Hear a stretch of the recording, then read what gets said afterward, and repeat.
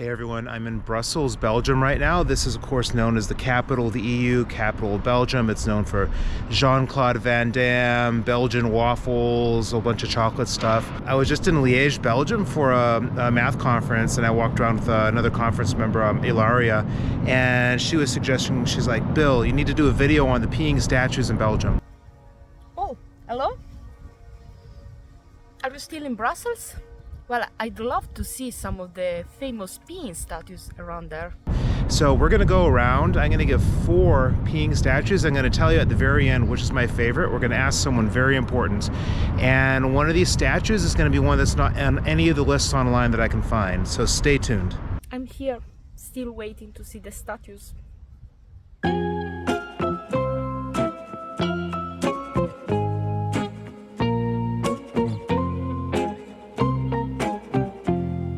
We're coming up on the first peeing statue in Brussels, and I even have a shirt with it on. And here it is over here. It's the Manneken Pis, and it's really kind of underwhelming to see everyone here to see this tiny little thing here. And this has, I think the original was built in like 1388, and it's been stolen multiple times, so this isn't, you know, the oldest one at all. But yeah, everyone here is getting like photos with it and everything. It's hard to even get that close to see how small it is. There's a society, the Friends of Manneken Pis, that take like 1,000 or something suggestions for ways to dress it, and yeah, who knows how far they came from just to get this picture. So apparently also it can pee different things. So it's like peeing year round. It can pee I think it was I don't know, beer sometimes, then milk, and the milk one's even a little, well, maybe too suggestive.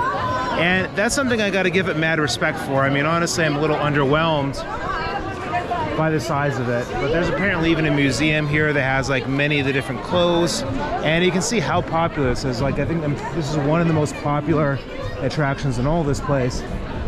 There's a chocolatier, Manneken Pis. That's pea chocolate, I guess. There's a thing here, some other Manneken Pis thing here.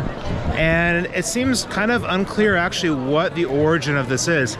So there's, I looked this up online, and there are just tons and tons of different origin stories. The one I like best was that there was a siege of Brussels in the 14th century, and someone threw a bomb to try and make it into the city, and a little boy just basically peed on the bomb and it diffused it. Oh, thank you, I like that. But I want to see more, please.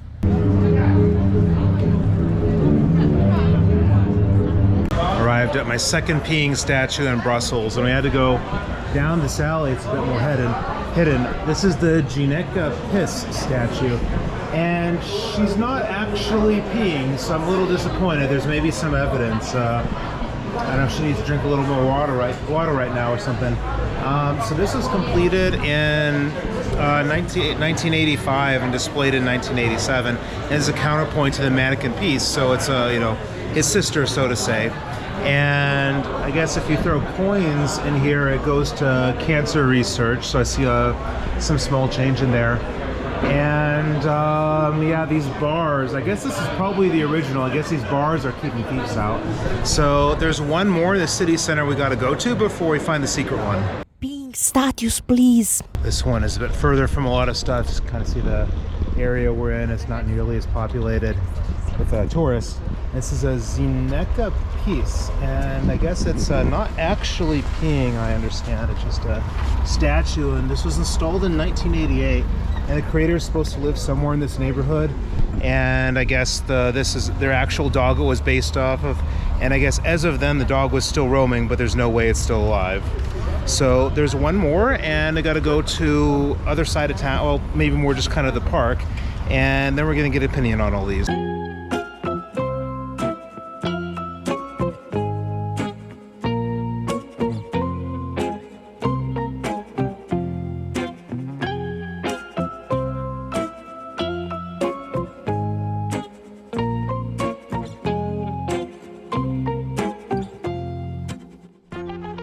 Last statue brings us to Parc de Bruxelles, and it's a beautiful day.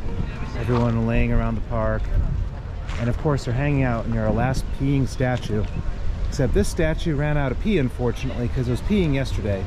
So this is coming, you can see evidence of what's here before, and it would be like going through the hoop, and it was something amazing. I'll put a little video I took yesterday. This is from this comic strip Les Chats by Philippe Geluc, and I'm sure I'm butchering that name horribly, but it ran from 1983 to 2013. And there's actually a ton of other statues here.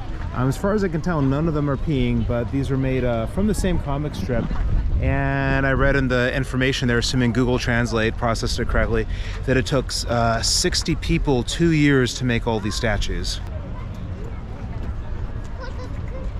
Okay guys, I made it to the other side of town. Found the great man himself, Jean-Claude Van Damme. Jean-Claude Van Damme, he kicked a whole lot of ass in Bloodsport, Kickboxer, Double Impact, Street Fighter, Time Cop, and a bunch of others there. And I figure that he's the best person to actually give an answer because he really knocked the piss out of a lot of people.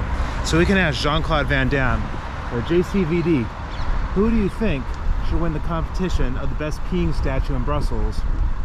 Well, I think it's obvious. It has to be Manneken Pis, because it's the only one who was actually taking a piss. So, by default, Manneken Pis wins.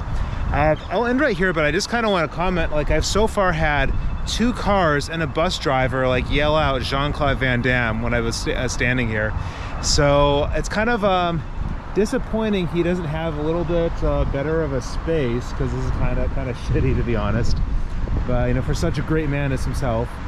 But I think I'm going to end it right there. So I'm going to go back to Poland tomorrow and just do the usual stuff. Helps, like, comment, subscribe, share, all that sort of stuff. And thanks a lot for watching to the end, and I'm out. Okay, I'm happy now.